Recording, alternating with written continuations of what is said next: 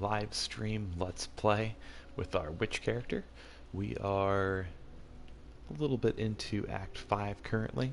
We're going to try and push through, take down Kitava tonight, and we'll see how long that takes us and where to go from there. So, unfortunately, they're a little close to the waypoint here. Here we go. So, let's see. Let's go ahead and travel to the Templar Courts, and that should take us to around the area we want to get to. Actually, Death to Purity, I believe, is our main mission. So, we actually want to head to the control blocks, which should be right up here.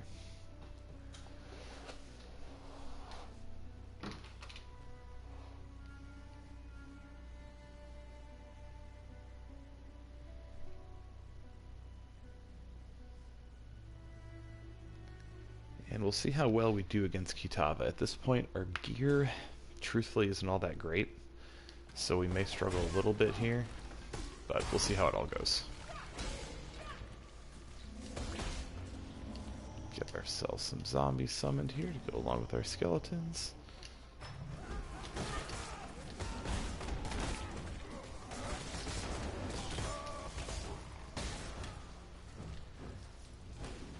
Gotta do a better job of actually remembering to keep my summons up this time. Especially through this act, because things are going to start to get a little more difficult for us here in Act 5.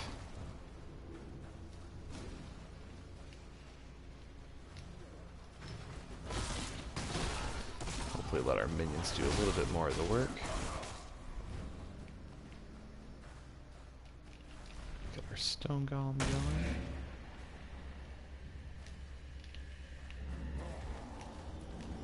There we go, we are at our max for our zombies. And keep moving on through.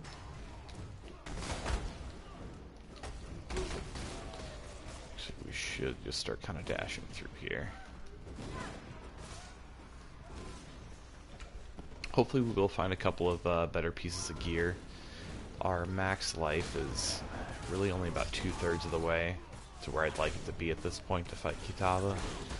So we're going to be a little squishy for that fight. We'll see how it goes, but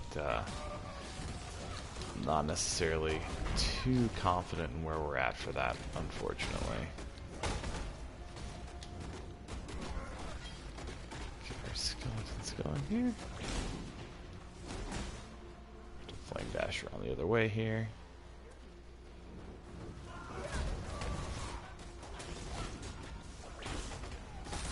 Good news is we do a decent amount of damage. You are the first one in. Welcome.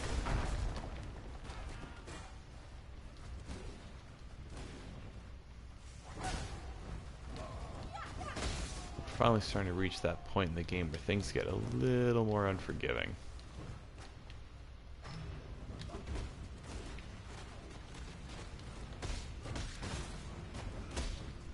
Our minions are doing a decent amount of damage, so hopefully they can kind of protect us and kind of cover up how squishy we are at this point in the game. Because we're at about 1100 life as it stands. We should probably be closer to, I would say probably about the 1500 range to fight Kitava for the first time. But we'll see how it goes. If we die a couple times, not a huge deal. After this, though, we are going to have to start thinking a bit more about our resists and stacking them, because we are going to suffer that penalty after this act.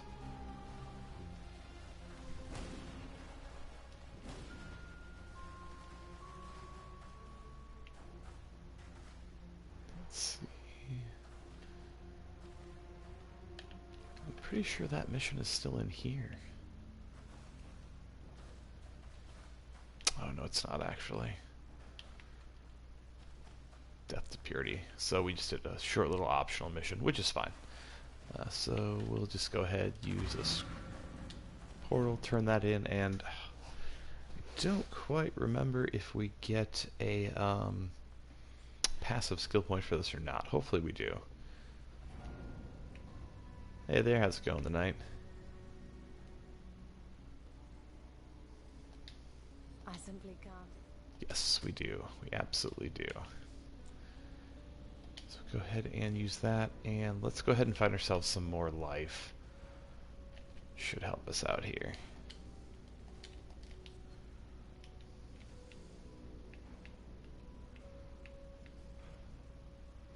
More spell damage? No, that's not really going to help us out too much. Can go ahead and grab this other note up here. That's for our minions, though. We kind of want some more life for ourselves. Our minions have actually been doing a pretty decent job of surviving. I've been pretty happy with that. We don't want to take damage from mana before life. That's not too bad of an option, to be honest with you. What do we got down here? This is really good, actually.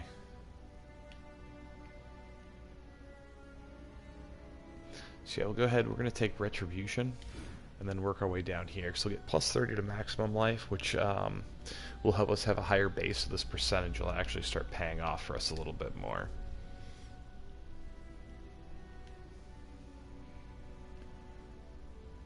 Dude, that is awesome.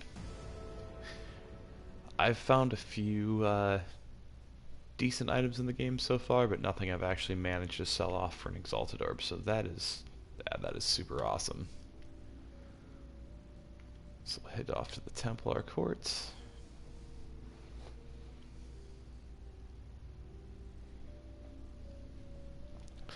We actually haven't had any like super good drops yet in this playthrough either, so I'm optimistic that we're not far away from it. Let's see, right, square is that? No, that's actually where we come from. Let's see, we've got 7 zombies. I'm pretty sure that's our max at this point. I'm gonna do some work. So we'll come in here.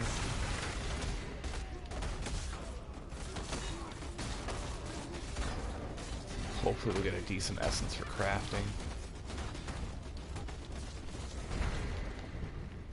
Ooh, that is really nice. Yeah, that's definitely why you were able to sell that for an Exalted. Because that chaos damage is absolutely killer for anyone who has an energy shield build. My Templar relies heavily on my energy shield.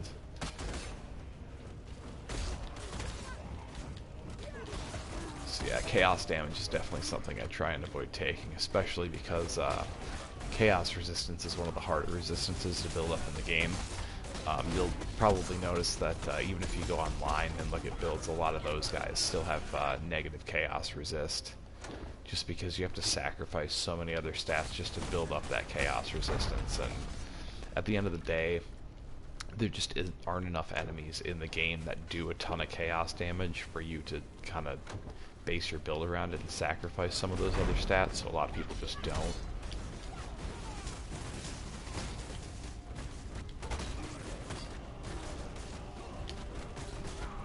And that's the thing too, when you can find a chess piece like that, it not only makes chaos damage a lot less dangerous, but it frees up the rest of your build to do other things.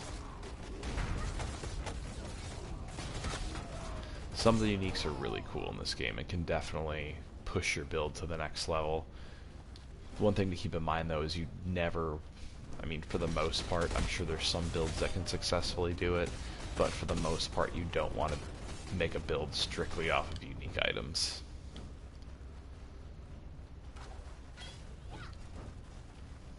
Yeah, I think my chaos resist with my Templar that I've been eating through a lot of the mid-tier maps so far. I just haven't had a lot of time to play and really grind hard with him. It's like negative 68 because of one of the uniques I have as my gloves. It gives me an additional like negative 18 to chaos resist. But yeah, I don't really struggle with him at all.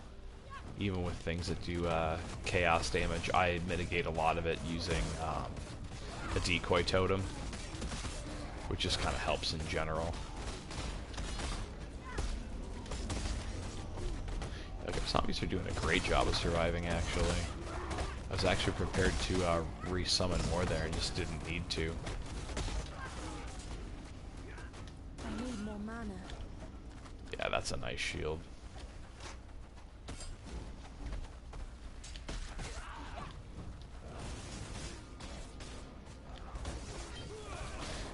later on in the game, like especially when you hit like the late 70s, early 80s, it gets really difficult to find, different gear, just because of the fact that there's so many, if you find gear that you like, there's so many stats that you're having to replace, to where, you won't use a good piece of gear just because there's one or two stats that your current gear has that you're just not willing to sacrifice. Alright, so get that 5% life, and then hopefully we can level up one more time before Kitava.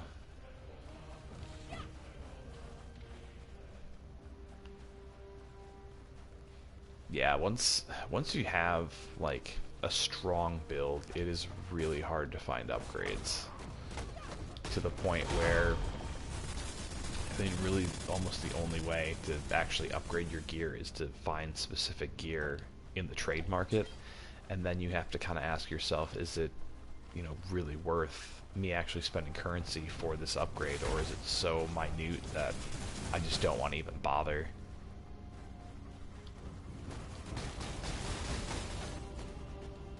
Eventually, as you build up, better gear or more currency, you can kind of justify those small percentage increase. Yeah, I've said it in quite a few of my videos. The PS4 trade market is super, super inflated. My hope is, and maybe I'm being optimistic about it, but my hope is that with the new Challenge League that's going to be out, the Flashback League, that it'll kind of create an influx of items. Obviously in the beginning of the Flashback League, it's going to be insane. It's going to be worse than it is now, just so everyone knows ahead of time, because it's going to be a fresh economy again. There's going to be nothing on the markets because everyone's starting from scratch. So that first week, expect to continue to see just absolutely insane inflated prices. But I'm hoping in the long run, after this league finishes, and that league finishes simultaneously, since everything will be getting moved over to standard, and there should be a ton of drops in this Flashback League, just due to all the modifiers that are going to be running. I'm hoping that it'll actually, kind of deflate the market a little bit. We probably won't see a huge improvement, but unfortunately the only thing we can really do is wait it out, and just hope that eventually people kind of understand that an inflated market doesn't benefit buyers or sellers.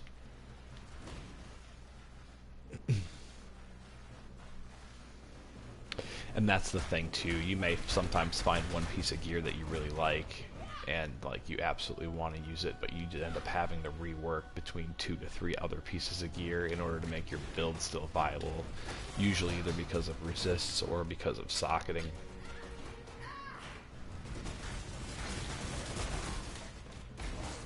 So we're not going to rush through here quite as much, just because I'm hoping to at least gain one more level before we get to Kitava, and I think we will. But I just want to have some more health for that fight. Damage output on our minions is pretty good. The life on our minions is pretty good.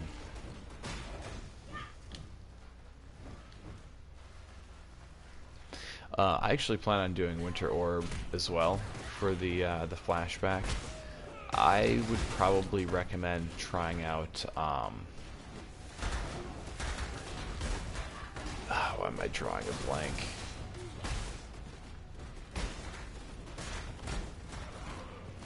Wow, I'm completely blanking out right now. I apologize. It's one of the Shadow Ascendancies.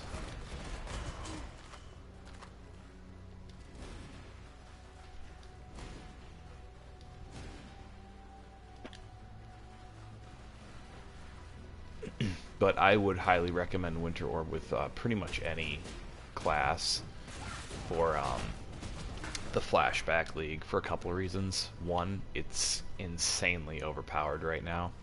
And two, it's probably going to be nerfed. Trickster. Yep, that is the one. Don't know why it was so hard for me to remember that in the spur of the moment.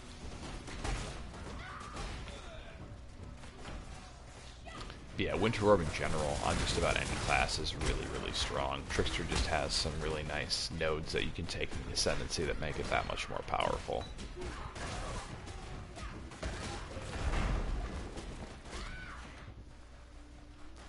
But I would say if you're going to run Winter Orb, or you want to try it out, now would be the time to do it before it gets nerfed. I don't know if GGG has like completely confirmed the fact they plan on nerfing it, but with as powerful as it is right now, there's a pretty good chance it's going to happen. It's just kind of how things go in this game. Something will be super overpowered for a league or two, and then it'll be nerfed. Oh, that's nice. The nice thing is they're typically not going to nerf something mid-league.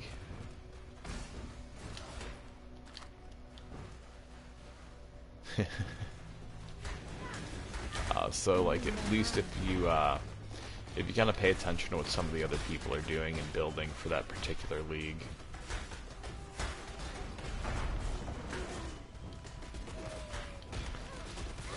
So I haven't actually built a Scion quite yet. I do know that they only have one Ascendancy class. And I could be wrong, but I think you kind of get to pick and choose your Ascendancies from other classes. If anyone in here has actually played the Scion a bit, definitely be more knowledgeable than I am on that subject.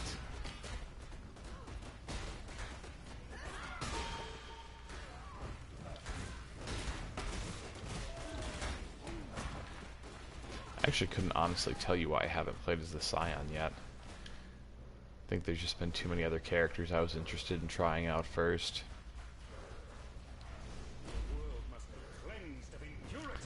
So we had a little mini boss fight here.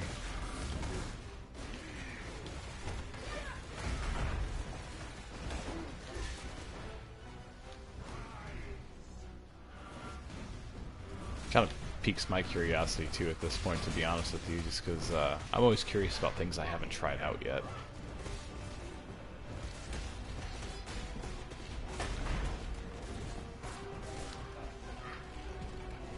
That's why every league that I play, I usually try to play something different that I haven't tried before.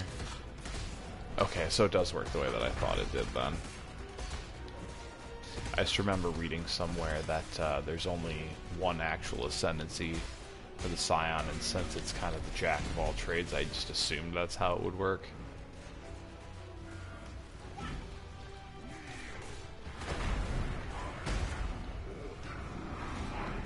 Well, hopefully Kitava goes this well, because our minions rocked that. And this fight's a couple stages, but that first stage went by super easily. Ooh. Forgot about this part. Go away.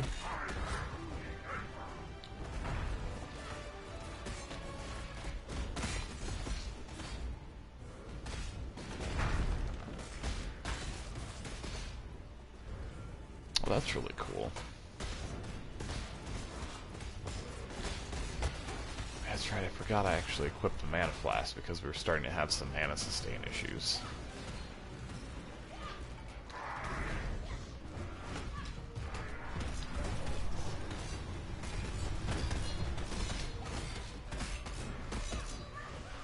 God, that beam is nasty.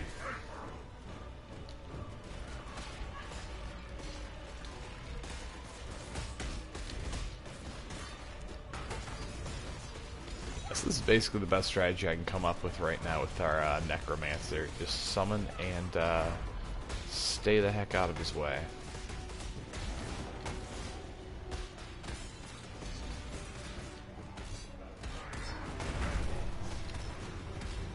That beam hurts so bad. There we go. He's done. Dunskies. Conjurer's Vestment. That could be pretty nice. And now we meet Sin.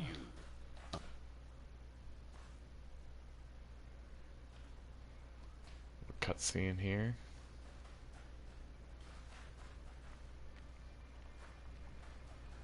Demon statue.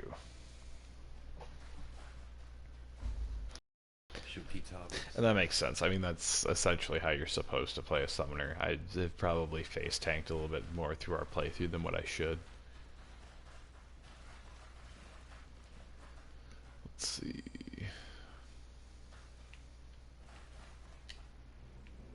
So we'll just go ahead and portal back and hand this in. So yeah, I mean, when you let your minions do all the work, obviously, as you can see from that boss fight, things are relatively simple. It wasn't too bad. I know the Kitava fight, we're just going to have a little bit more. I suppose that might be mostly camera angle, but it just feels like we don't have as much room to work with. So let's see here. Global physical damage.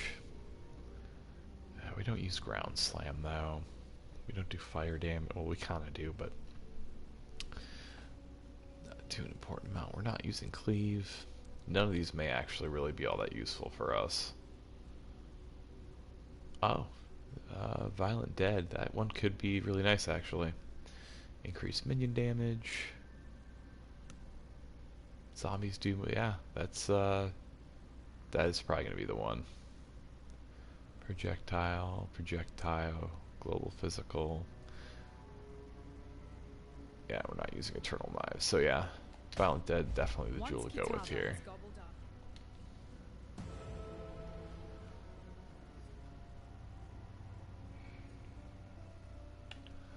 Let's see. Got an exalted item, not exalted, chromatic item, another chromatic item. We're not using bows. Max energy shield and chaos resist. We were just talking about how difficult it is to build chaos resist. Item level 39. Let's see. Energy shield's 44 in there. It's 114 on here. Life regen is nice. Reflecting physical damage is nice. We do have an excessive amount of fire resist at this point, but after this act we're also going to lose a lot of that. You'll notice we don't have a lot of cold resist, but we're not dealing with a lot of cold enemies in this area. So I'm not overly concerned with that at the moment, but we're definitely want to upgrade that soon. We're basically, after Act 5, we're probably going to look to do a complete gear overhaul, to be honest. This might actually set this just aside for right now. So we may be able to kind of craft on top of that. That item has a little bit of potential for us. Freedom comes to those who fight. Mainly the high energy shield, and I like the sockets.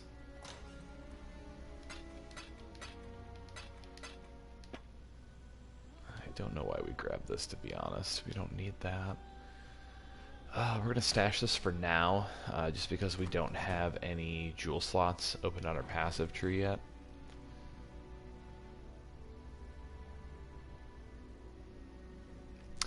See, I would say yes and no with the summoner and lag, because it can be nice, because I mean, if you're lagging anyways, it requires less work on your end, but at the same time it can also cause you more lag, especially later on in the game when you're summoning 50 to 60 minions between your skeletons and zombies.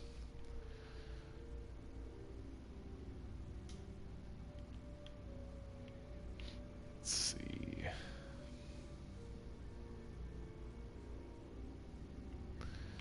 So we actually have to travel backwards from the Chamber of Innocence.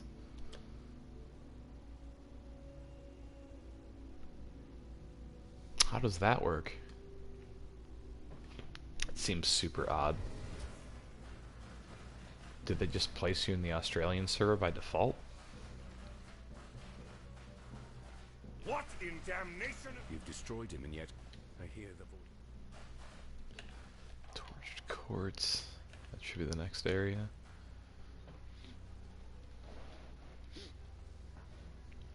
I've actually never really paid too much attention to what server they actually threw me on.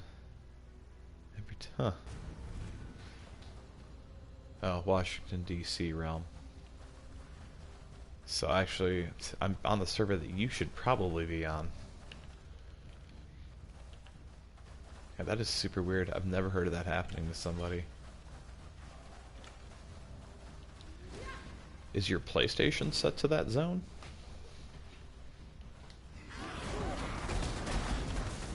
Oh, yikes. So another thing that's actually going to happen after Act 5 here too is we're going to start to suffer a 5% penalty to our XP anytime that we die, so we'll lose 5% of our XP on death.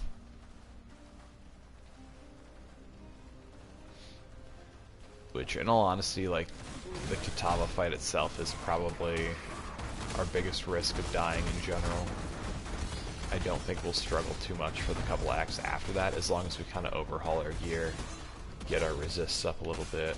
What is our actual... Life's up to 1200. We do need to raise that a bit more, too.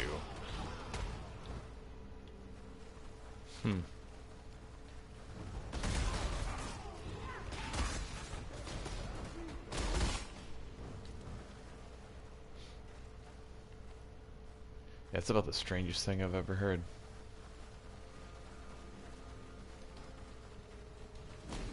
Oh, dead end.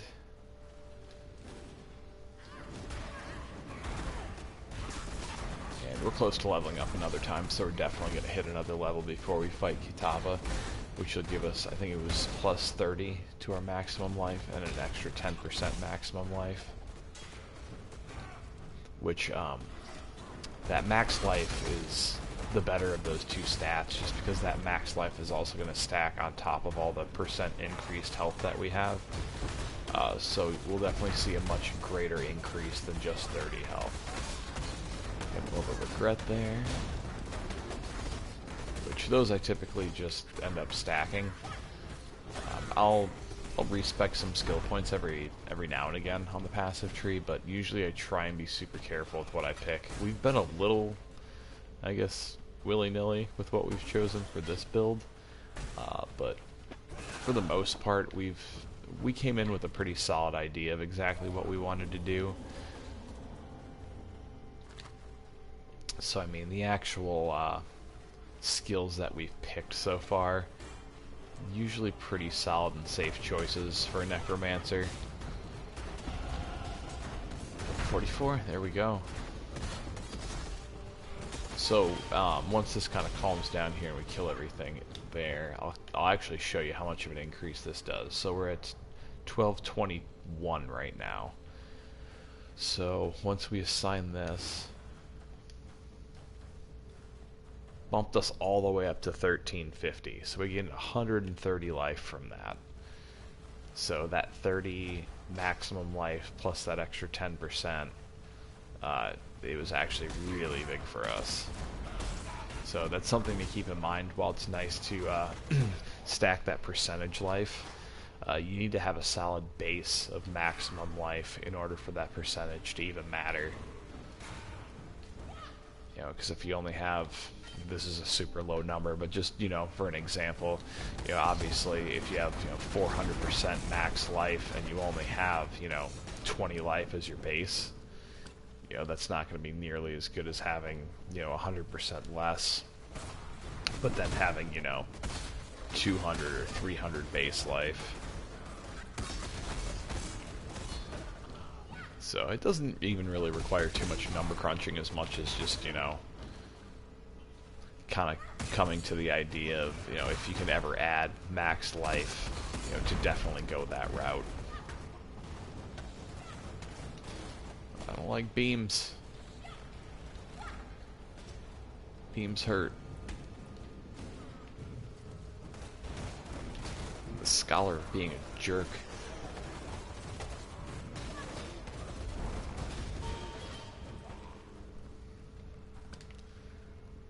I just hate the fact that that only has one slot. We need to find some more Jeweler's Orbs. Unfortunately, the easiest way to get those is by getting 6 socket items, which we are not going to run into much at this point in the game. Because we've kind of been stuck in this hole to where we've either found items that were good and just didn't have goods. Oh, we're stuck in place. Whew, that was close. Yeah, we need to vampire this. Stay out of the direct sunlight.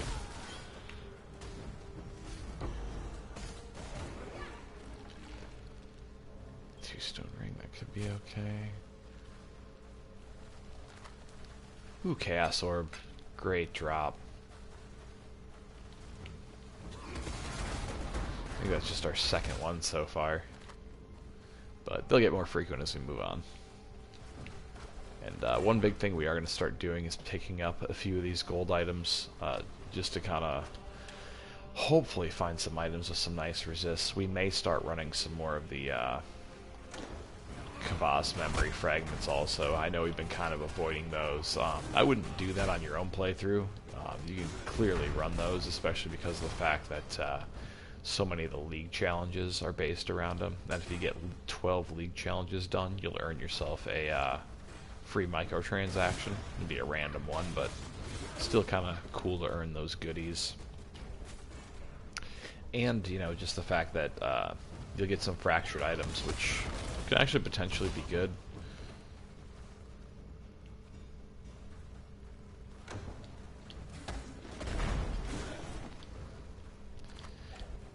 The other thing I would consider doing is just picking up some items with some good implicit modifiers on them, except for the fact that we don't really have a lot of currency to craft anything beyond a magic item at this point.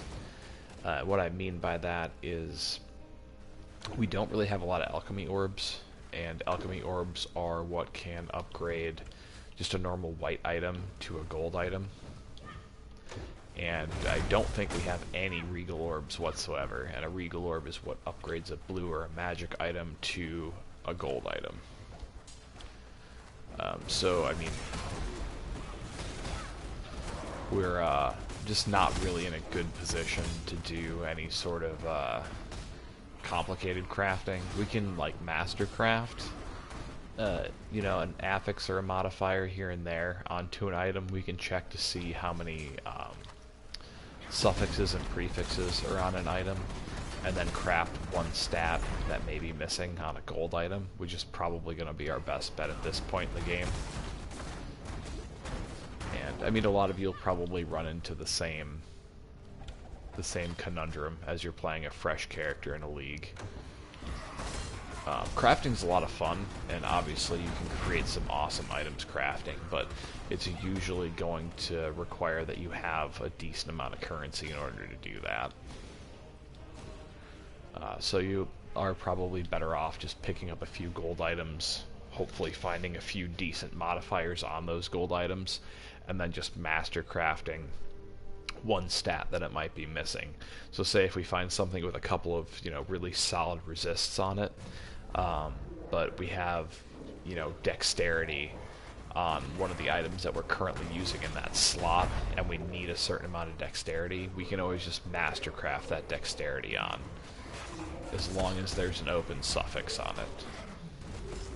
And as we get later in the game, we'll actually do some crafting. Yeah, I would love to do some now, but as I mentioned, we just don't have the currency for it, and typically in Act 5, you're not going to have the currency for it anyways. We could probably craft some pretty decent blue items, but with us having to make up for the giant resistance penalty we're going to take after Act 5, blue items just aren't really going to cut it for us after Act 5.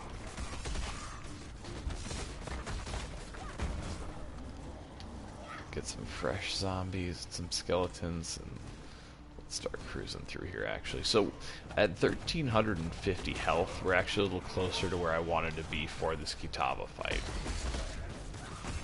So I'm hoping it'll actually be a little easier than I anticipated. Admittedly though, these Kitava fights are normally where I'll die a couple times in the game. I think we've died twice so far on this playthrough, which isn't too bad. As long as you're not playing hardcore, you know, that's not too discouraging.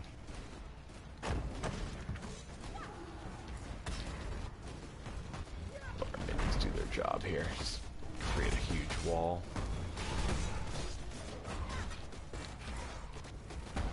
Pretty soon here we're probably going to be close to filling our inventory. About halfway. Thought we'd picked up more items than that. So we may end up making a few more trips into town in the upcoming stages than I usually would. We'll pick this up because that'll give us a chromatic orb. Yeah, I have to remember that. I literally equipped that right before the stream. Just because I wanted to have that option.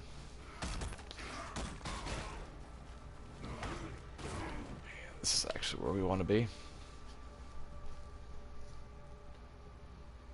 Yeah, I went a little overkill on the life flasks, but that was strictly for this Kitava fight because I don't exactly know how it's going to go. With my Templar, the first Kitava fight, I think I only died one time. I was just being kind of careless. That's right, this is the one you have to go around for. So we don't actually necessarily have to do this Trial of Ascendancy, because once you've done it on one of your characters for the League, you won't have to do it for any others that you make. And the same goes for Standard. So if you're playing Standard League, once one character's, you know, done that Trial of Ascendancy, you don't have to do it anymore. It's already done for all your characters that you'll create after that. If you do plan on participating in the flashback event, though, you will have to redo everything. It's essentially like starting a brand new league all over again. Something to also be careful of, which I had totally forgotten to mention in the brief video I made this afternoon regarding the flashback league. Make sure you don't plan on changing your ascendancy, because it won't let you. Now, I don't mean that you can't respect points within your ascendancy, but you can't change your ascendancy altogether. I think a large part of that is simply the fact that since the rewards for the race are based on ascendancy, they don't want you to, you know, essentially change right as you're about to hit level 100. Because, you know, you look at the leaderboards and you realize, oh, someone with this ascendancy hasn't hit level 100 yet, so I'm just going to change to that one so I can be the first. It's not going to work that way. GGG's done their homework on that one.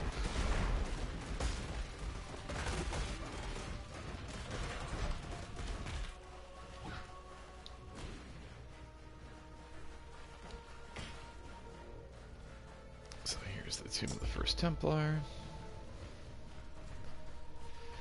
And we are getting dangerously close to Kitava. Hey there, how's it going? Thank you. Hope everyone's enjoying. We're moving a little bit more slowly through the level, but once you kind of hit these middle acts, you do want to focus a little bit more on leveling than you do early on. Early on, you can afford to kind of rush, even though we didn't. But the early levels you can afford to rush because, you know, obviously the XP requirements to level up a few times are much lower. So you can kind of skip past a lot of the mobs and still be gaining as many levels as you need. Let's keep hitting dead ends here, which actually... it's because there's no place else for us to really go from here.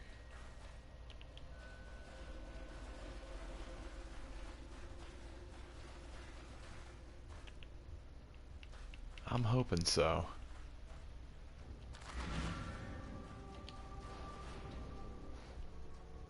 So we're just going to portal, just because it'll be faster. There's no point in us running all the way back through an empty level. And at this point, enough portal scrolls are going to drop anyways to where we can pop those things like candy. It doesn't really matter.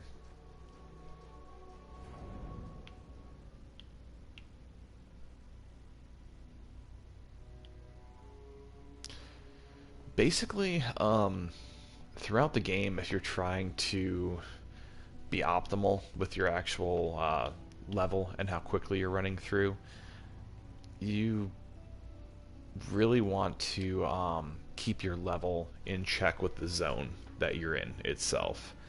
And I'll kind of show you what I mean once we load into this next area. It'll show in the upper right hand corner what the area level is, and you kind of want to be as close to that as possible.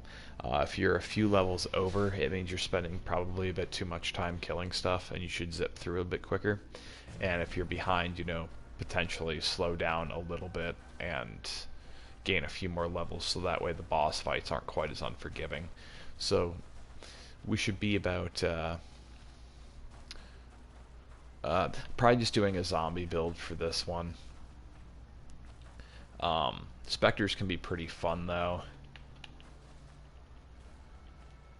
Yeah, so we're level 44. It's a level 44 area, so we're actually right about on pace with where we want to be leveling wise.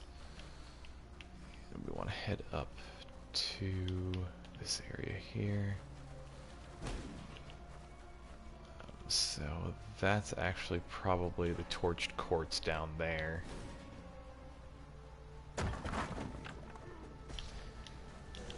Yeah, if you're in your mid-40s around this level, you should be okay.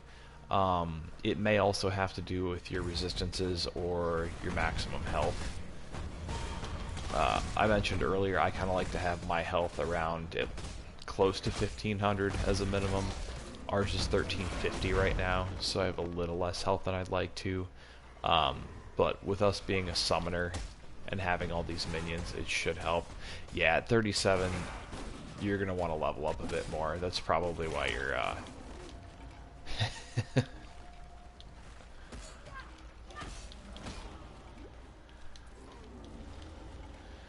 we play the Cranberries song Zombie, and they'll copyright strike us into next millennia. So there's a few things you can probably do at that point to gain some levels. Obviously you can rerun some zones, but other things you can potentially do if you've unlocked the Delve.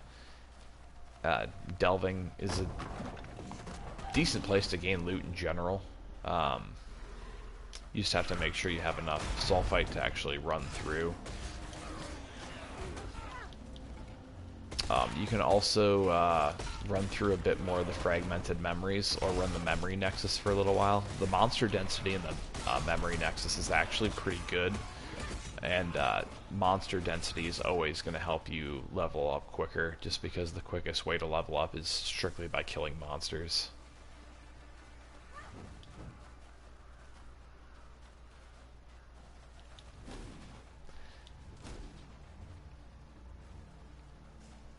It's probably a combination of your elemental resistance and just being a bit underleveled. For this area, as long as your fire resistance is pretty high, you'll be fine. You're not going to run into a lot of electric or ice on this area. It's mostly going to be all fire. But yeah, if I were you at level 37, I would probably just run some fractured memories. Run to the memory nexus for a while and you'll be fine. No, there should be, you should actually be able to talk to him in town, to Kvass, in any hub that's in the game, and travel to the memory nexus from there. And as long as you've done a few fractured memories, you should have pieces to actually place in the memory nexus, and you'll be able to run through. You can actually get some pretty decent items and rewards, and he'll typically pop up in most levels too. Like, he's right here. He pops up in a good majority of the maps you'll run into. He won't show up in like the Delve or anything, but when you're running through these normal story maps, you'll see him a lot. They suck me back in. Mostly through your items. There's a few nodes in the passive tree you can use to get higher elemental resistance, but the most efficient way is going to be through your actual items themselves.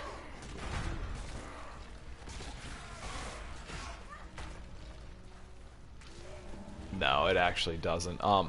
So as you level up though, you'll be able to equip and find better gear, and higher level gear will put your rolls in higher tiers, so you'll have a chance of actually gaining higher percentages. Yeah, it's a lot to keep in mind, especially if you're running one of your first couple characters. It's a lot to balance. But once you get the hang of it, like, a lot of this is going to become second nature. You know, like, once we're a few leagues in on PS4, things are going to be a lot easier for everyone. I expect shop prices should go down a little bit, at least I'm hoping. How's it going, 6? And like I said, a lot of these mechanics are going to become second nature to you. You're going to understand how to build your character and what you want to do before every act that you get to. You're going to kind of know where you end up hitting walls. Yeah, I'm doing great. How you doing tonight?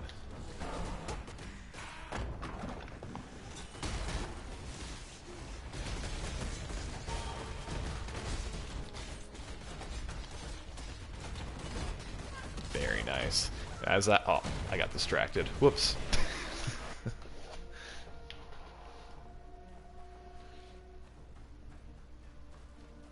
Not necessarily.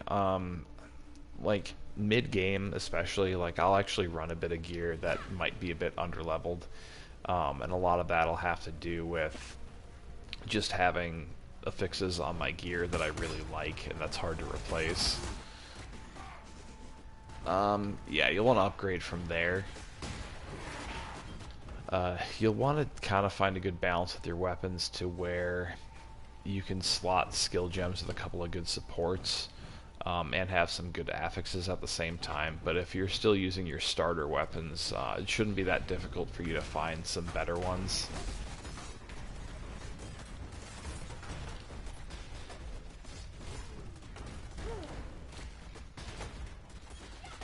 Gotta get some of our zombies back up here.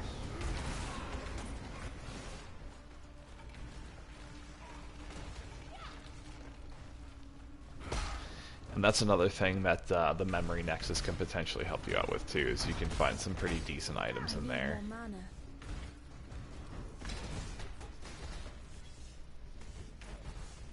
Your gems will level up with you as they're socketed, but the best way to improve your gems is to make sure that there's some really good support gems attached to them that kind of synergize with your skills.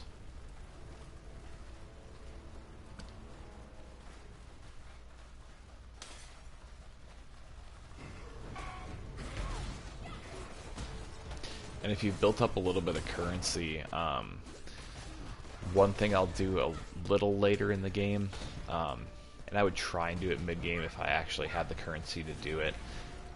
Some of the different NPCs in the hub areas actually do sell items. So if you find one with a good implicit modifier, an implicit modifier is going to be just the stat that's on typically on a white item by itself. You can always, you know, pop like an alchemy orb on it if you're kind of really desperate. Your stats are going to be super random, but I mean, if you're you know, using a beginning item, it's still going to be an improvement. Cast on Death, I hate that gem. But yeah, typically that's going to be your better option, would be to farm for some weapons. But again, the Memory Nexus, you can find some good stuff in there. It's not too difficult to run. It's going to be based off of your own level. Well, the maps that you have placed in there will be based off the level you were at when you picked up that map.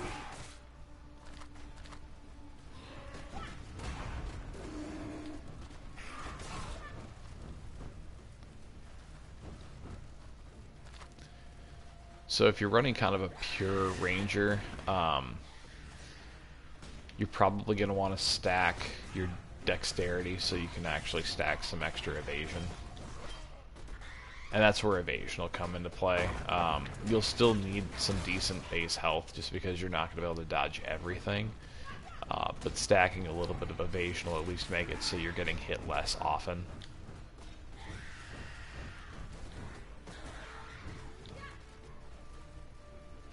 I'm actually pretty excited for this flashback league. I like the idea of like all the past leagues kind of working together. I'm interested to see how that'll work.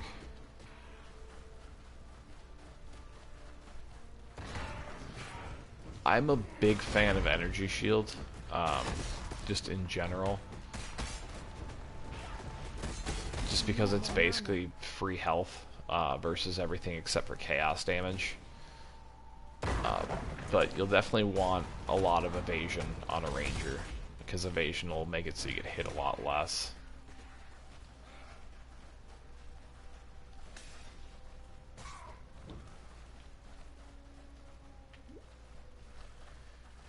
Let's go ahead and add another passive. Don't quite know if I want to... Sanctity's not a bad gem.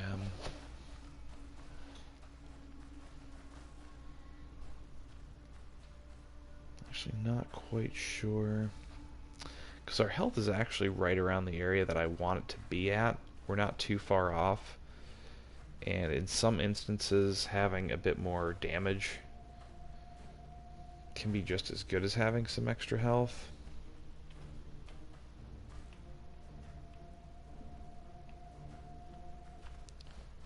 Would be nice to get to that jewel socket also.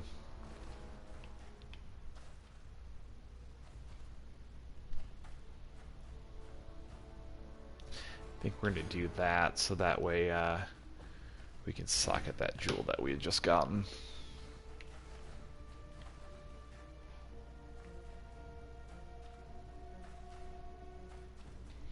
Yeah, no, you're right. You can essentially equip absolutely anything as long as you actually meet the attribute requirements for it. So items will have different attribute requirements. You know, typically something with a lot of evasion and a lot of green sockets is going to require dexterity, which is something your rangers should have an easier time equipping. But things with blue sockets and energy shield, that's going to require more intelligence. And red sockets and armor are going to require more strength.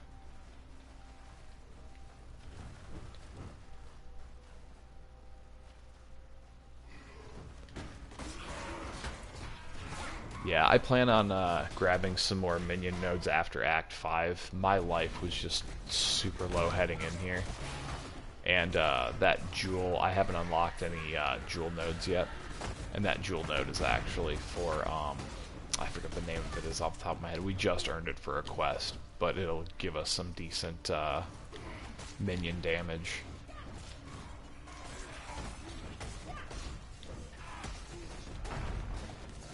Yeah, my health heading into Act 5 was around 1100.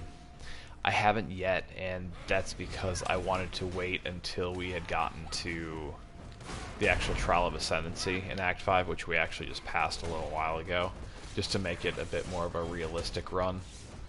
We probably could have gotten away with running it a little while ago. We're going to be over-leveled for the first Labyrinth.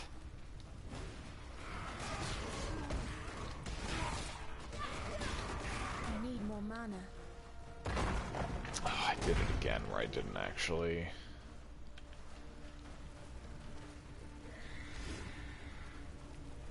I do that all the time.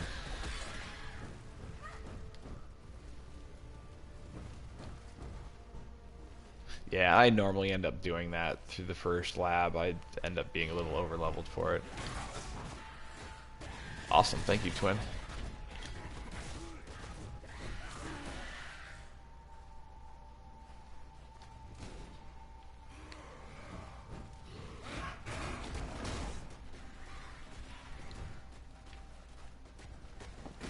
Let's get another zombie summoned. I think we're at max 7 right now. Yep.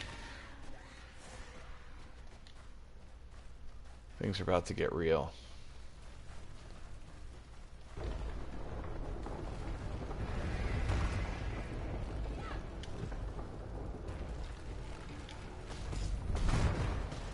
Whew. I want to avoid taking too many of those.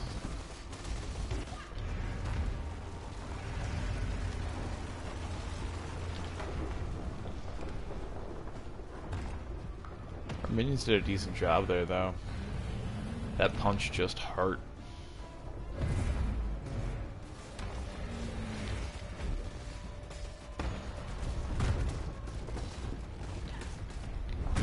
summons roll. Ooh. Yeah, we're a little squishy.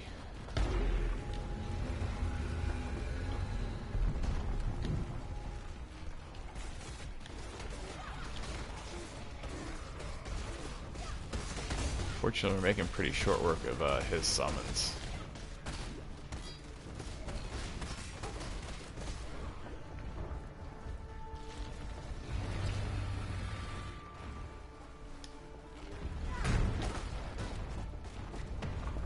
Nice dodge there.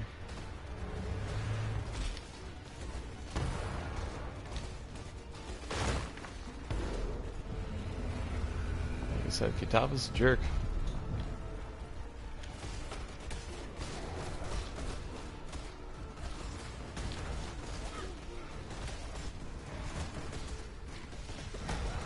Thanks, Six. Always good to hear from you, man.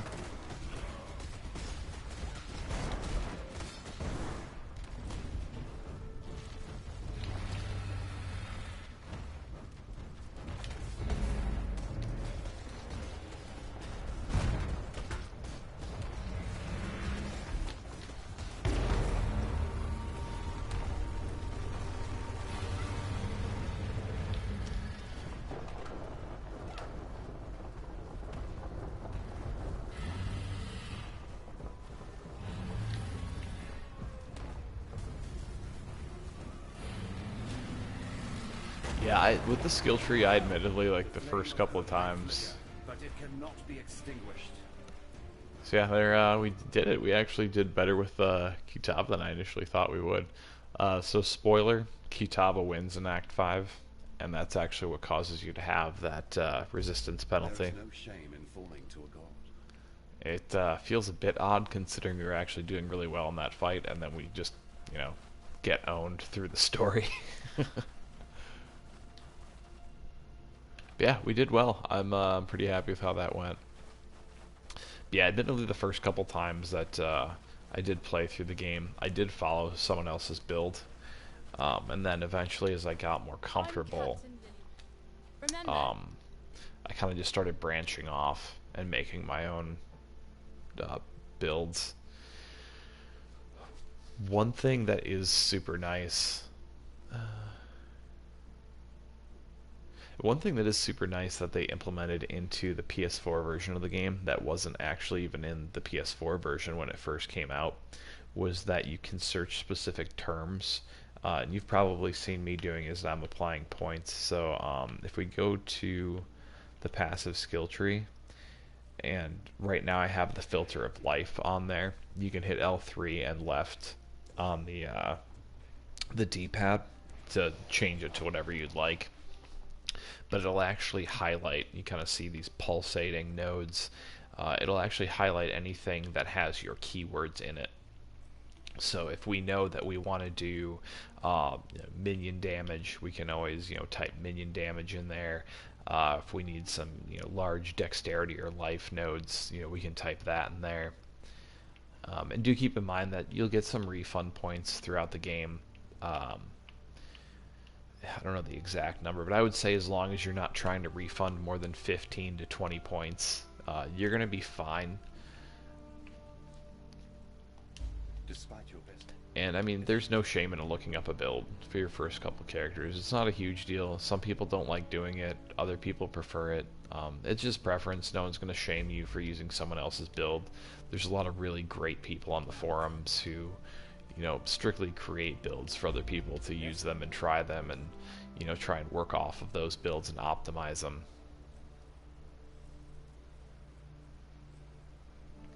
Yeah, it's actually like my favorite feature that they've added into the game.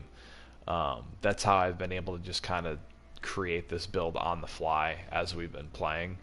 I've just been I had like a very loose plan of what I wanted to do, but for the most part, I kind of wanted to go into the stream showing you that, you can, with, basic knowledge of what you want to do with your build, create something that will still work throughout the game. And you'll run into some negative people. It happens. So, I've had some negative people who popped on the YouTube channel too, and I just ignore them. There's so many positive people that, it's easy to ignore the few negative people that I run into.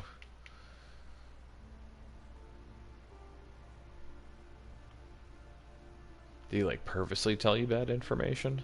'Cause, I mean that is pretty crummy of him to do. Oh, max life, mana. That's right, that's what we crafted dexterity on too, so that we could actually use our items. Energy shield, mana. We're probably still better off with the item that we already have.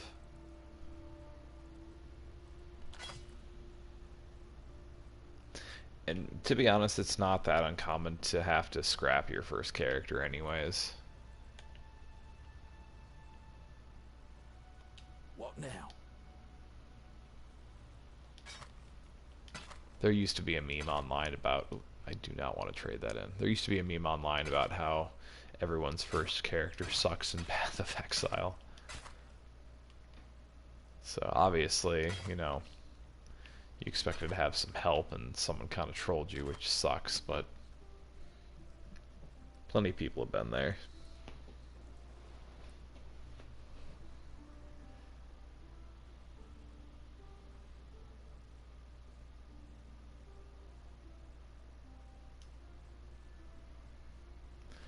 I appreciate it, Carlos. I am trying to... I guess I'm not doing a solo self-found technically, but I am kind of trying to go that route, sort of. Just to kind of show... Just to give ideas to people who might be struggling with their build, just ways to kind of work around once you know, hit walls or need better gear. Just ways to go about it.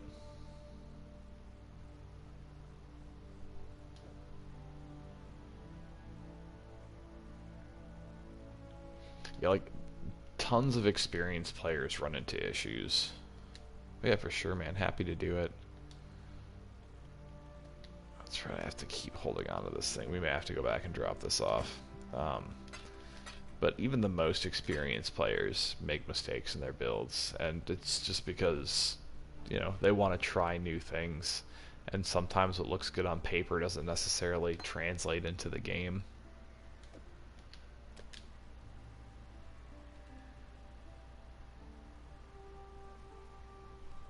Yeah, I forgot you can't stash those.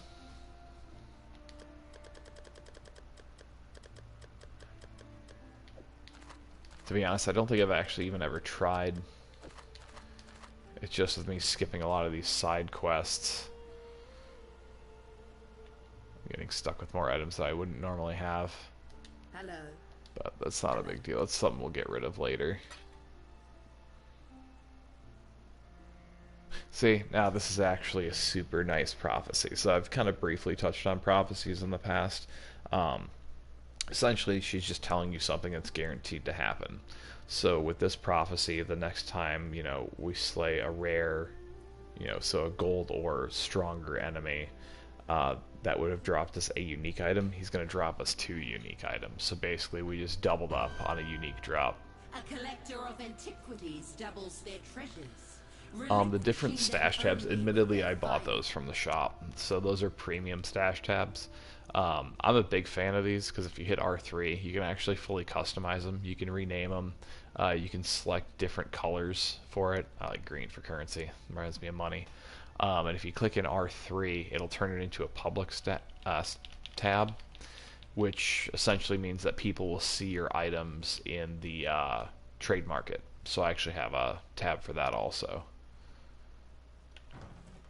I'm a big fan. It is something that you do have to invest money into. Some people don't like that. I don't really mind. I kind of like supporting the game. I like the developers. I like how much effort they put into the game. So I used to study video game development, so I kind of understand the struggles to an extent. So I like to support developers. And it's not that, you know, not spending money on the game is a bad thing. Like, it is a free-play game, and you can kind of decide to spend money or not. I don't think you should be judged one way or the other. In my opinion, though, if you are going to spend money on anything, I would spend it on stash tabs. Yeah, I have admittedly picked up all of them. Okay, so this is gonna be awesome. So we have an abyss up here, that little green dot on the map. This will be interesting to see how well we do here. We're gonna get rid of these first.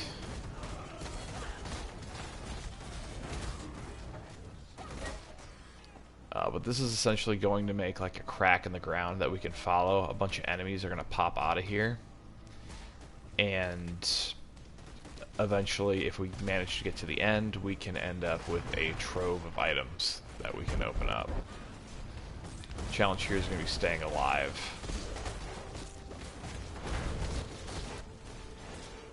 Staying alive and then keeping up with the movement of the abyss.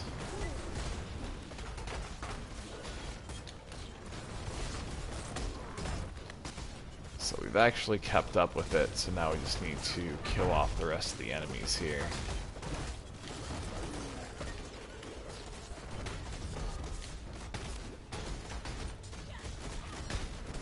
This can potentially drop us some solid items. So we hit level 46, that's good. We're actually a level over the area level. Getting hit pretty hard by that thing. Killed all our zombies. It's a tough mamma jamma.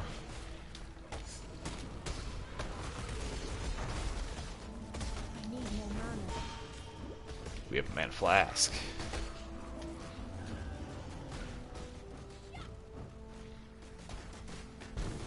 Unfortunately, we did not finish that quick enough to actually get the trove. I wasn't quick enough on my resummons. Yeah, that was my own fault. If we'd have actually killed that enemy fast enough, we would have gotten a trove here.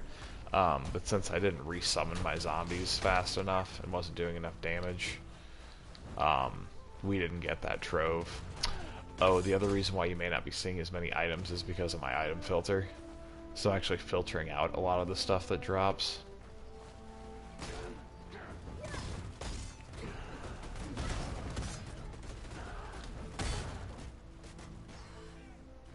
I haven't. You know what? That would actually be a really good idea of something to do before we dig deep into Act 6. We'll actually save our scroll since the door's right here.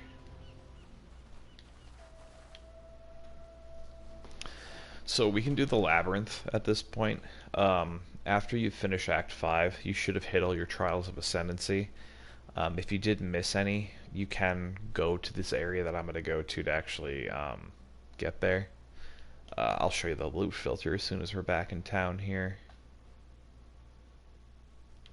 So if you hit start and then go down to your options here, all the way towards the bottom, it's going to give you a list of item filters you can use. I typically stick around semi-strict to strict. And basically the further you go down, the more items it's going to stop you from seeing on the screen.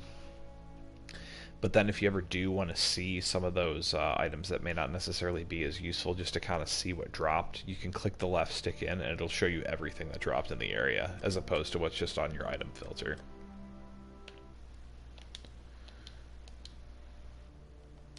So that can be kind of helpful and actually save you a lot of time in looting too. Let's see, what did we pick up for? I accidentally picked that up. So we'll sell these off real quick.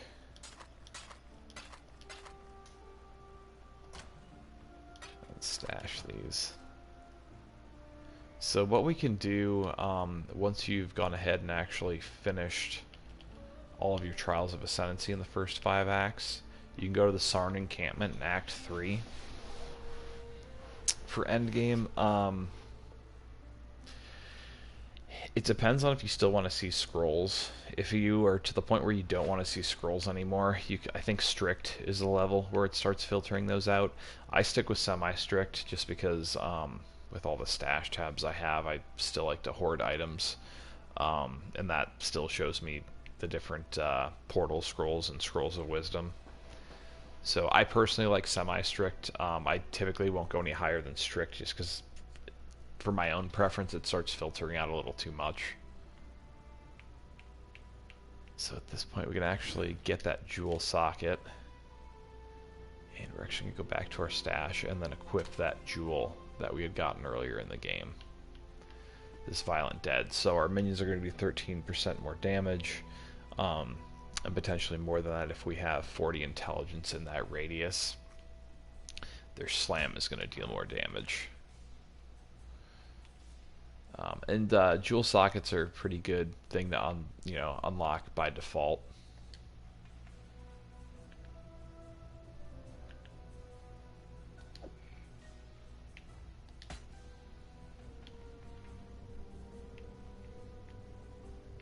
As you can see, I haven't equipped any of my Templar. So that'll help out our minions a little bit. So this is where you actually go to initially enter the Labyrinth. Once you've been here once, you can actually just use the waypoints to get there.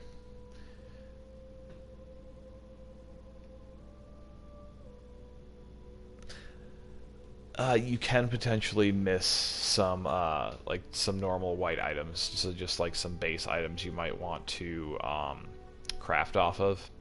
That's the reason why I also wouldn't put your loot filter up too high, and why I would remember to use that left stick just to kind of take a quick glance at some of the stuff that may drop. I'm not entirely worried about it at this point in the game, just because of the fact that I don't really have the currency to craft at this point. But so yeah, at this point, when you come to the map, you can actually go to the Aspirants Plaza, and that's where we're at right now. But yeah, since I'm trying to do kind of a fresh playthrough with this character, I'm not including anything that my Templar has looted, even though I have a ton of crafting mats on my Templar. So this is the first level of the Labyrinth. And when we were originally at the little portal to get in here, if you haven't unlocked all of the different Trials of Ascendancy, you can actually hit X on it, and it'll show you which chapter and what area the ones you missed are in. Now, potentially well, not potentially, but a really great resource for the Labyrinth is PoE Lab.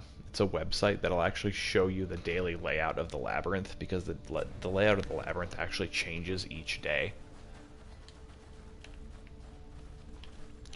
And the Labyrinth can potentially be a good place to grind gear also, because you'll pick up keys within the Labyrinth that'll allow you to open up some chests once you've finished.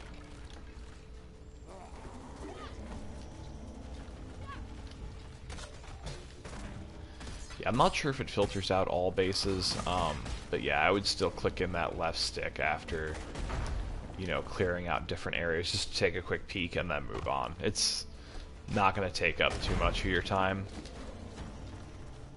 as long as you can still see the items, because they will be relatively small.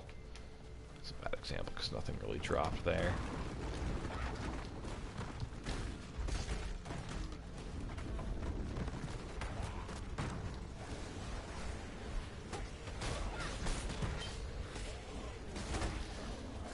Now, I did make a video covering the first Labyrinth, but for anyone who maybe didn't catch it, I'll kind of break down some of the basics here also.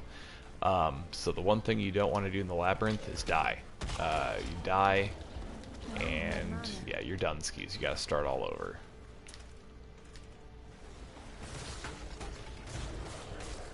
But to be honest, we'll probably have to be pretty careless to die here.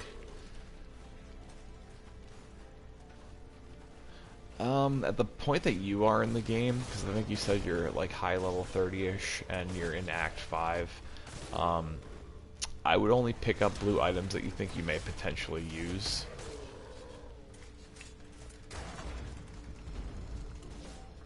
So in here we should end up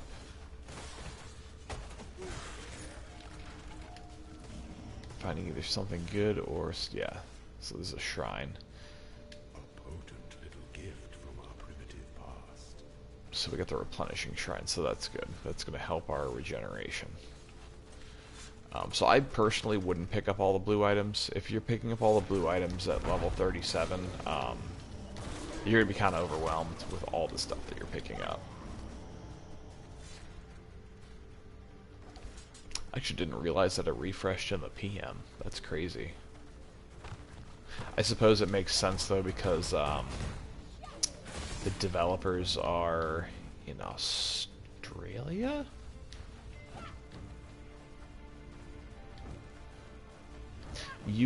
There's always a vendor in each hub that'll sell you gems. One of the most useful ones when you're still in the story is actually in Act 6, which is where we're at now. She'll actually carry pretty much everything that you can buy up to that point. New Zealand, that's where it is.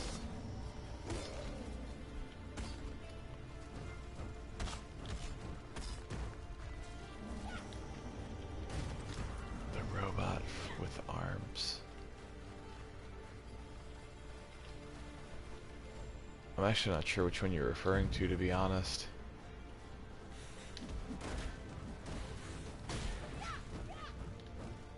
Are you talking about a totem?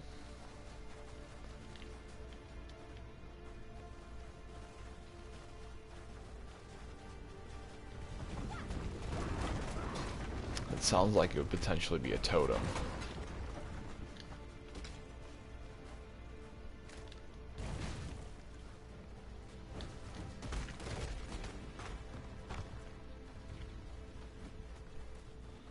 The stone golem is this little dude who's following me here. If that's what you're referring to. Yes, any character can have minions. Most builds will actually have at least a golem. Just because a golem typically offers some other stat benefits. It's not uncommon to also run a totem or two.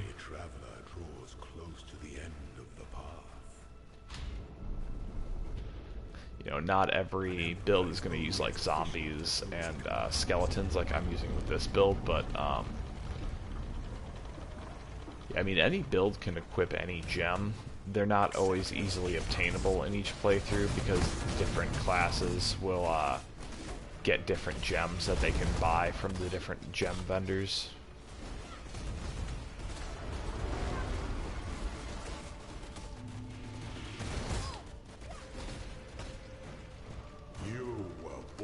So yeah, we're probably going to cheese right through this because we're so over-leveled for the area. Yeah, Herald gems are also super useful in buffing damage and negating damage. Definitely worth checking out. Honestly, when you first get to Act 6, if you kind of want an idea of the gems that'll be easy for you to equip, I would talk to the gem vendor who's in Act 6 and just kind of spend some time looking at them.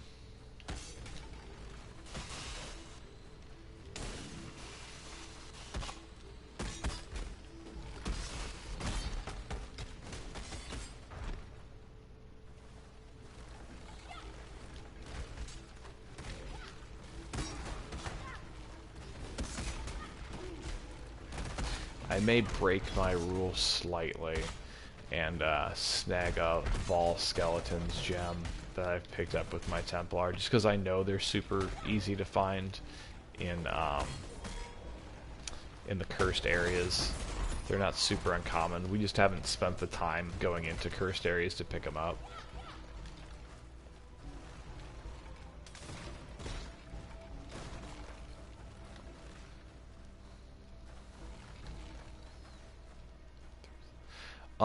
Is it just a blue chest piece that you have on right now?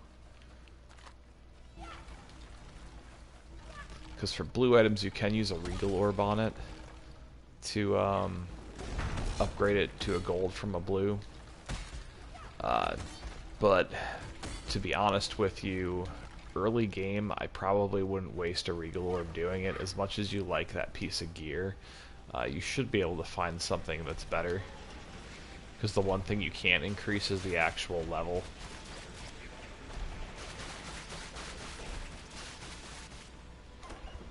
Also, if you're actually around the level of the labyrinth that you're in, don't run directly through traps like I did. It's going to be a lot less forgiving.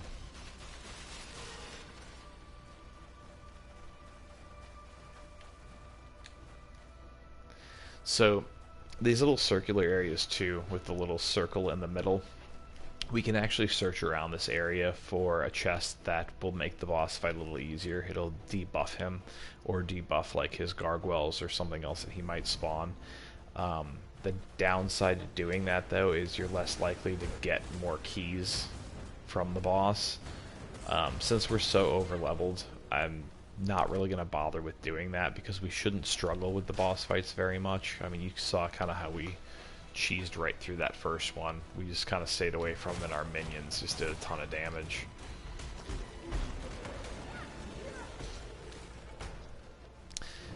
For those of you who aren't necessarily familiar with Vol skeletons and why I want that over just the normal summon skeletons, Vol skeletons, you see how with the normal summon skeletons I have to summon individual skeletons. With Vol summon skeletons, it actually summons an entire skeletal army for you. The keys, I guess it depends on which keys you're talking about. There are silver keys and gold keys.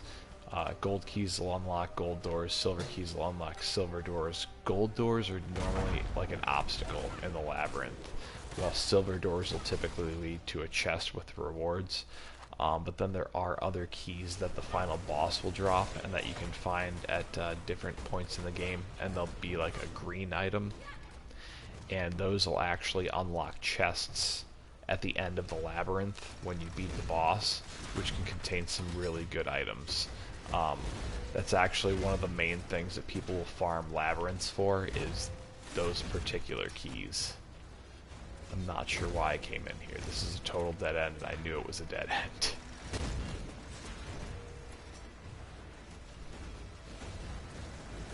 Yeah, the one thing we do have the benefit of for playing on PS4 is the fact that we've been able to actually, get all the content that's been built in the game over the years.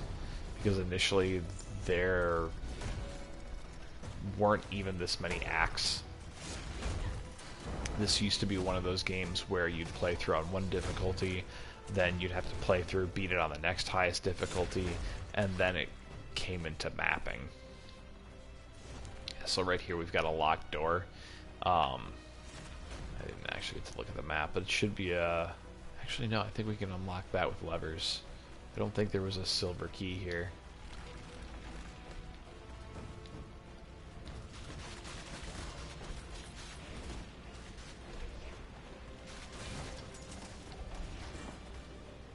We should be able to unlock that with switches.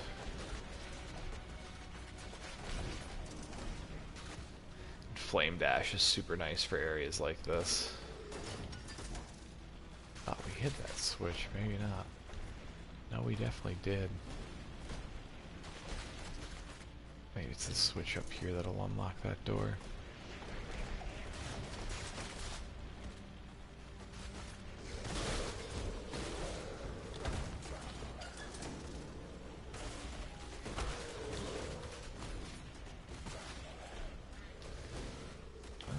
I'm actually going to avoid messing around with it. Because there's one thing I hate in these labyrinths, it's these arrows. Try one more time here. Nope, still locked.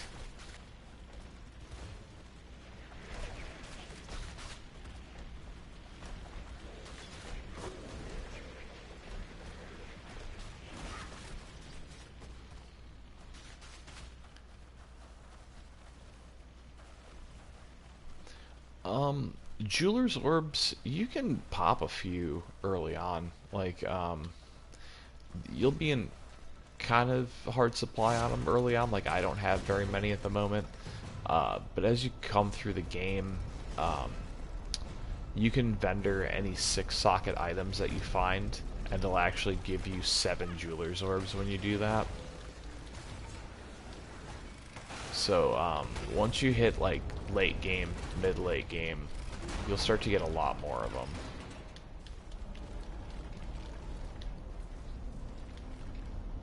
And one thing to keep in mind, too, when you're using Jeweler's orbs to create more sockets and items, the higher the quality of the item, the more likelihood of getting more sockets. So if you do have a lot of armor as scrap, don't be shy on using it. You probably won't, just because you're kind of in the higher 30s. But once you get closer to Act 10 and start mapping, once you start mapping, it probably won't be uncommon for you to find at least one per map once you get to high enough tiers.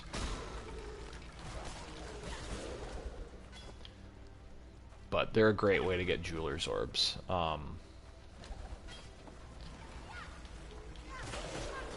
And you'll run into more and more as you go.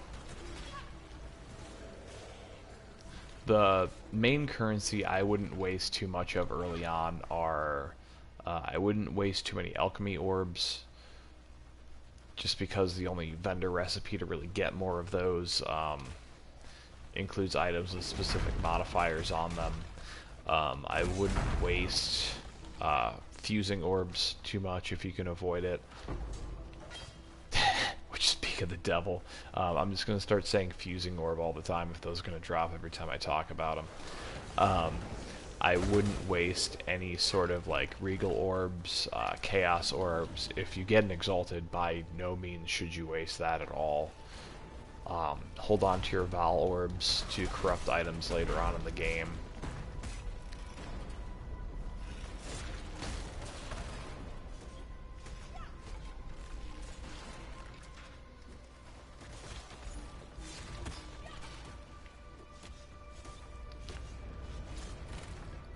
I honestly don't know. I want to say no, but I'm not positive, to be honest.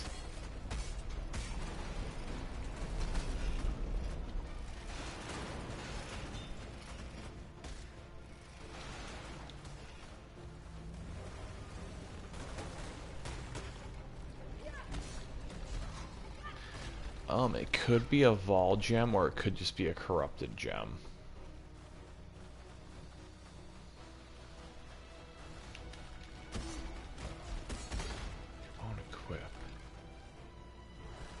It might have too high of a stat requirement for you to be able to slot it.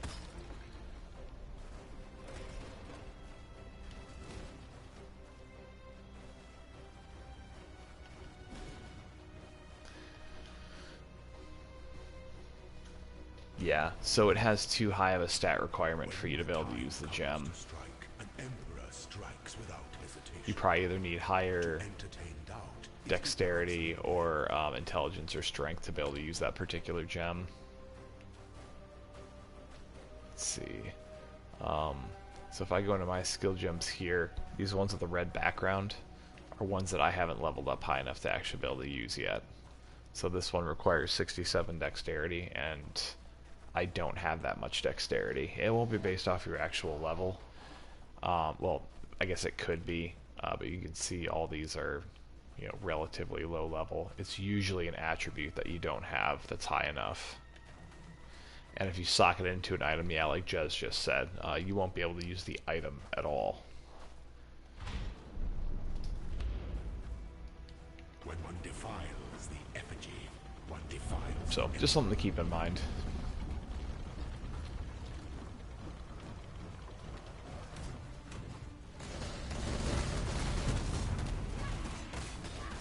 And one thing you can always do too is, you know, mastercraft the attribute that you need onto that item so that you're able to use it.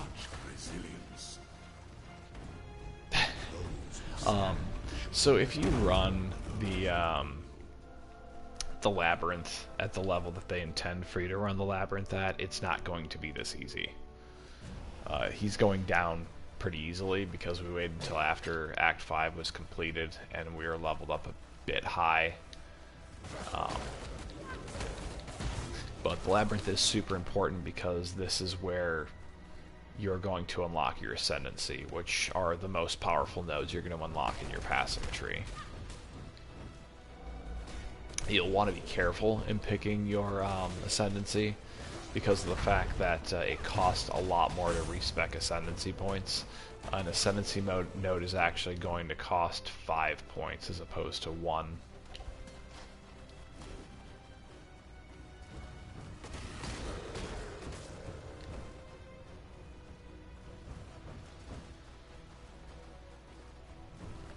Yeah, that's true. If we came in here underleveled, I could just be looking like a fool.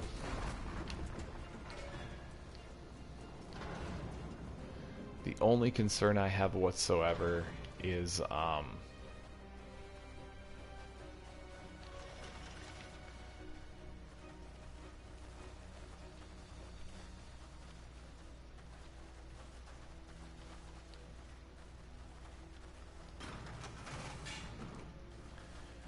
I actually haven't looked too much into which ascendancy I plan on picking. We'll probably kind of pick it on the fly. Well, this is a huge pain.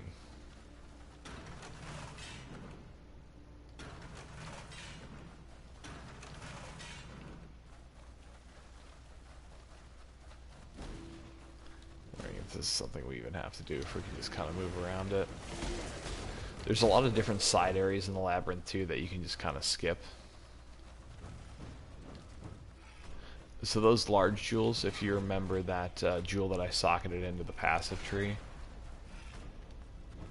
Oh yeah, I'm gonna go with the Necromancer Ascendancy. I thought you meant the actual specific nodes I was gonna pick.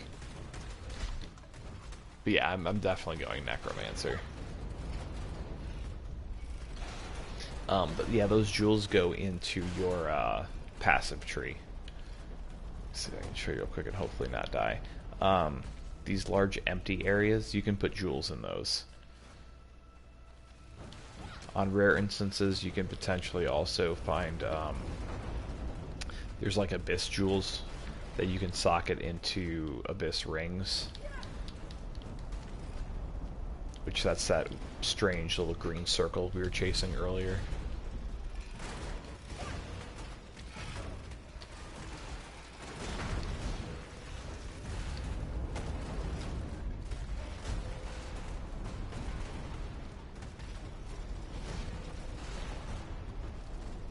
Yeah, aside from that, you definitely have to use your jewels in the passive tree.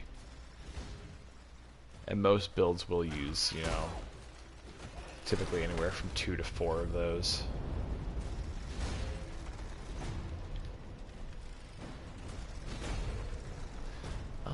I've actually never tried using a Templar as a Necromancer, or as a minion build. The Witch just has the actual Necromancer Ascendancy, which gives a lot of benefits to minions. I do use a couple of summons with my actual Templar build. Like I use a Lightning Golem to increase my casting speed, and I also use a Decoy Totem to draw aggro for me. Aside from that, I've never used skeletons or zombies or anything like that on a Templar build before. It could potentially work, just because, I mean, you can make a multitude of builds work in this game, which is kind of the beauty of it. I don't know if I would try it personally, though.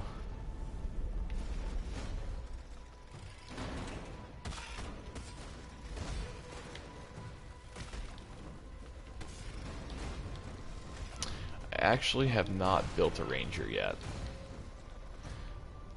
The only builds I did on PC, because I only played for about 6 or 7 months on PC, and then the only reason why I stopped playing was just because none of my friends had gaming PCs and we were playing other PS4 games. I built a Templar, a Witch, and a Shadow. I think I built a Duelist at one point too, but I don't remember much about that character. Templar's kind of always been my go-to, which is why I find the thought of a summoning Templar intriguing, but I hate being frozen in place. Yeah, I don't know. I've just never attempted to build anything like that. We already have a Holy Relic. We already have Raid Spectre. So we'll grab the Superior Gem. Just because that quality, we can essentially get a Gem Cutter's Prism if we collect enough of those. But I'm not going to use any of those other ones. The ones I would use, we already have.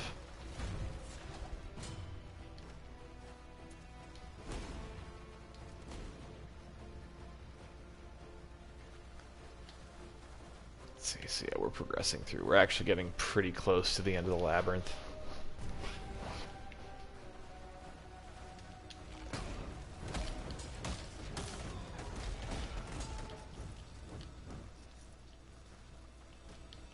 Now we'll also grab a few of these superior flasks also, just because that'll give us glass blowers, baubles, which will allow us to increase the quality of the actual flasks that we plan on using.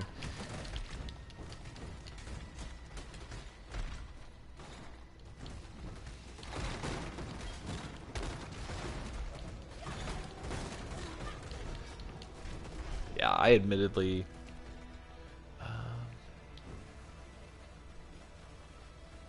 it's a lot like Diablo. If you've played Diablo 2, I think it would draw the closest comparisons to 2. 'Cause,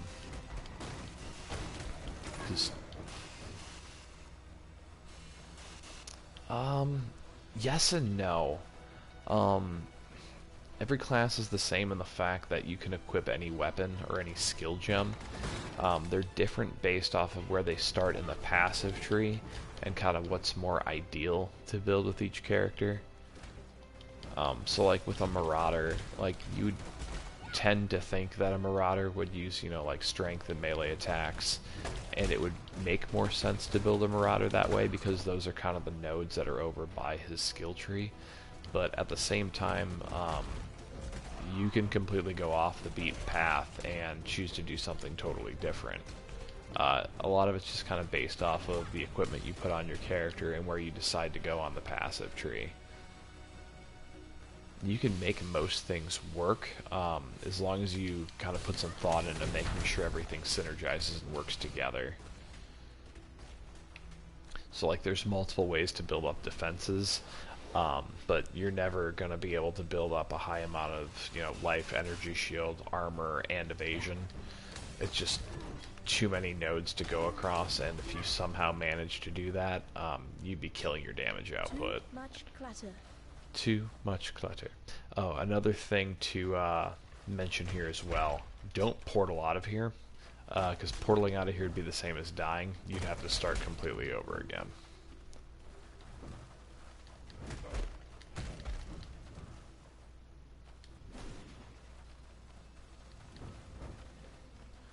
Yeah, energy shield is my personal favorite defense when it comes to evasion armor or energy shield.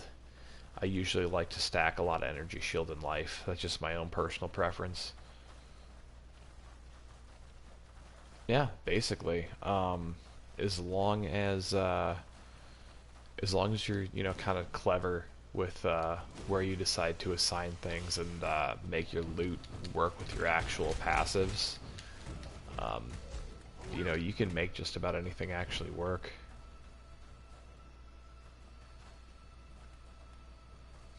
I didn't know that.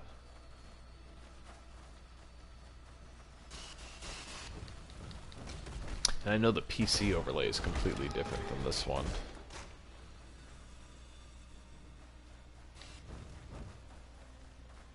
At least when I played it was. It could have been updated since then.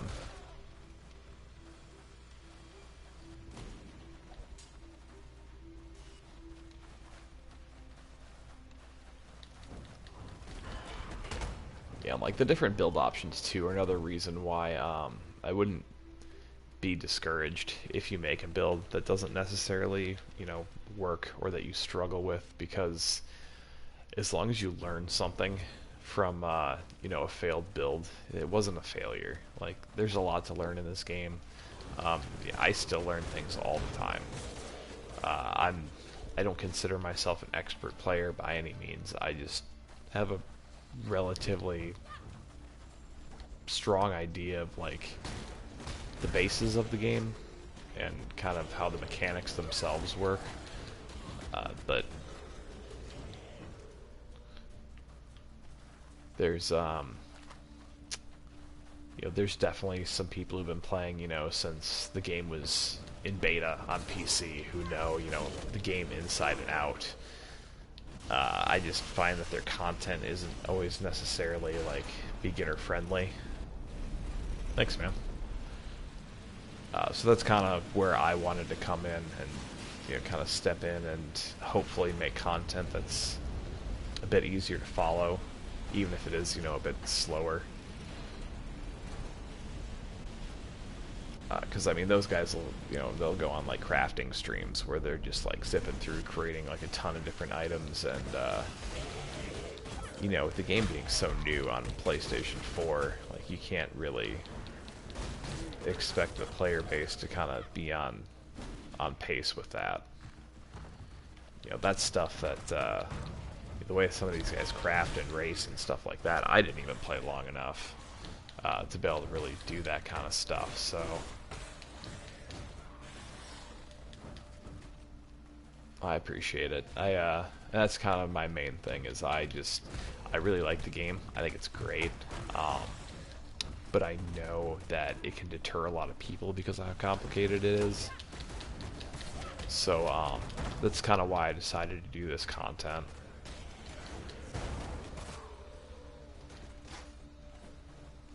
I definitely remember what it was like when I first started playing this game.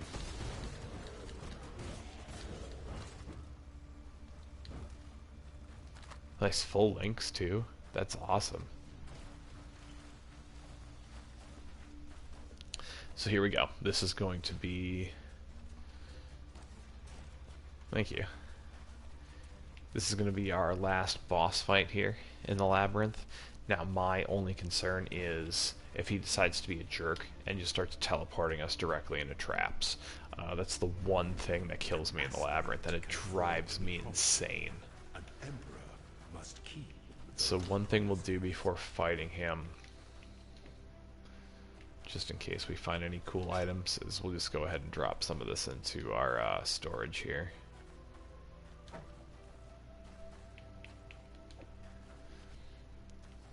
I was so tempted to use Tabula Rasa for this build that I found with my Templar, but I refrained because it was kind of gonna defeat the purpose of what I wanted to do in this stream.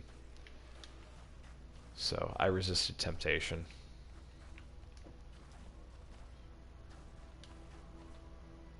Although you can grind blood aqueducts in the game to get the Divination card that'll actually give you the Rasa.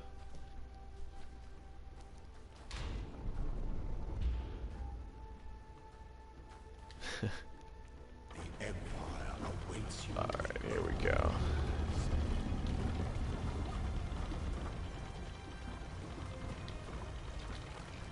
Don't give up yet. Don't worry, I won't. I won't give up yet. You are free. Wow, our minions destroyed. That was awesome. 2 treasure keys, not bad.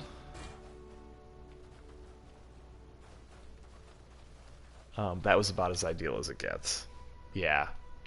Before your emperor, you are Yeah, that'll bring a tear to your eye. My minions did me proud there. You are worthy.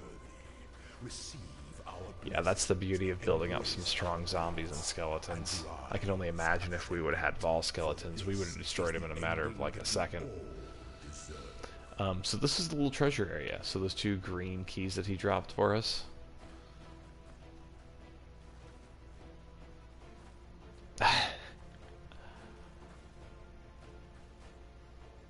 Yeah, dude, a 6 link is amazing. For those of you who don't know what the Raza is, it's a 6 link unique that doesn't have any actual affixes on it, but it has 6 white sockets, and they're all linked. And they do grow up fast.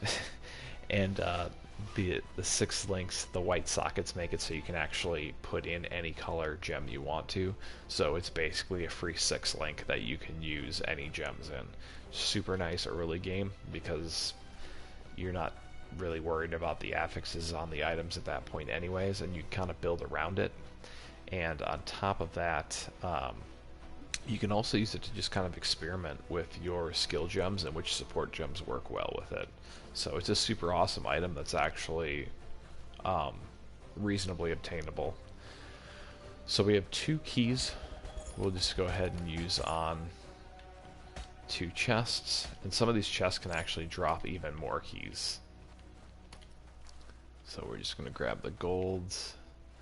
Actually, what's the implicit? Lightning resistance, max life, strength and intel. I'm not going to grab the blue gems. We'll actually grab some of these belts and everything just to look. You can get what's called Divination Cards also, and trade those in to get a rasa. And you can always purchase one from people in the trade market too, but it is also a drop item.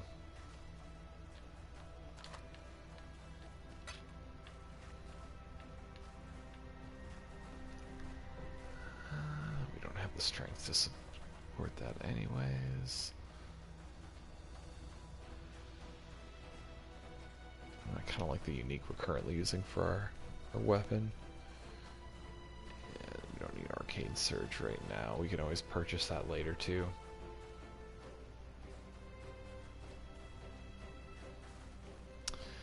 Other than the divination cards, I don't think there's necessarily a way to actually, well, I suppose you could get lucky with an Orb of Chance.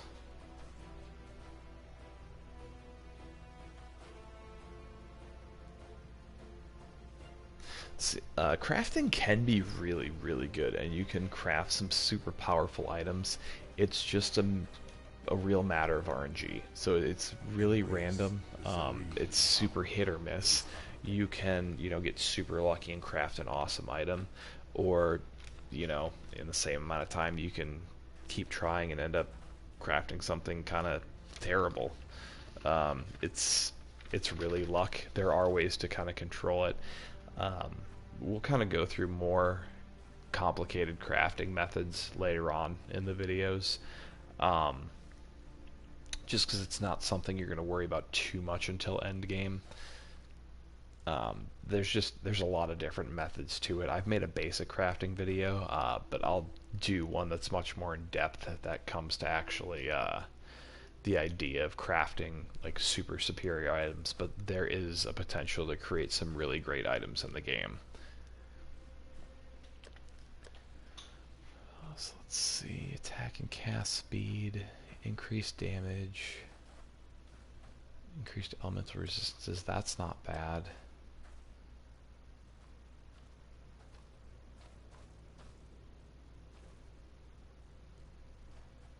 See, now this is actually pretty nice, because we'll get increased maximum life for our minions, some base increased damage, some regeneration for them per second, and 50% increased convocation cooldown, which also will help heal. So we have to take one of these 4 first. Speed, duration.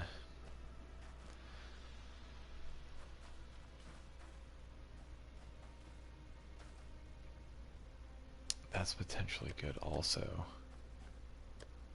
I think for now we'll take the base damage increase with the extra life. So I think we'll go Invoker first. You can unlock 8. There's 4 separate labyrinths that you'll be able to run through, and you'll get 2 nodes each time. But as you can see, these are a lot more powerful than our base nodes. Even with just the 8, there's still some pretty awesome things you can do.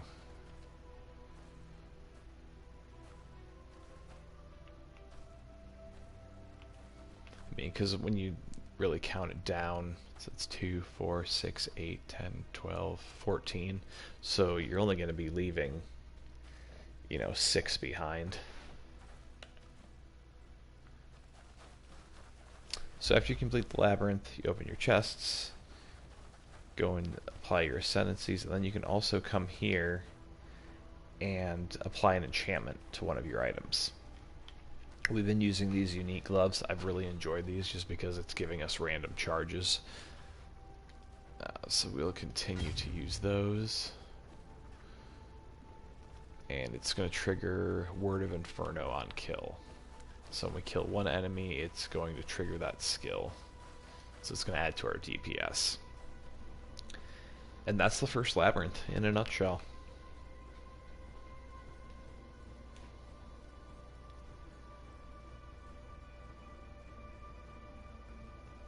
So yeah, at this point, we've completed the first half of the story. We've gotten our first 2 ascendancy points, so our build has actually gotten quite a bit stronger from even a couple hours ago when we first started the stream. So the stream's been running for a while. We did finish Act 5 and did complete our first ascendancy, so probably going to cut it off for the night there. This would be a good point for us to pick up on Friday. And I've strongly been considering streaming a bit more often, so if I can find the time tomorrow, I may actually jump on tomorrow. A lot of that had to do with how overleveled we were for that Labyrinth, so don't take the Labyrinth as a given like it was there. That's actually my easiest walkthrough I've had through the Labyrinth too. Yeah, absolutely. Thank you guys so much for joining the stream. I've had a ton of fun just chatting with you guys and playing. And we'll keep doing these. I plan on finishing up this series, and once we finish up this one, I'll probably start streaming with the Flashback League. I'll probably stream that character as well. So, yeah, you guys have a great night. Thanks again for tuning in, and until next time, may the RNG be with you. Always.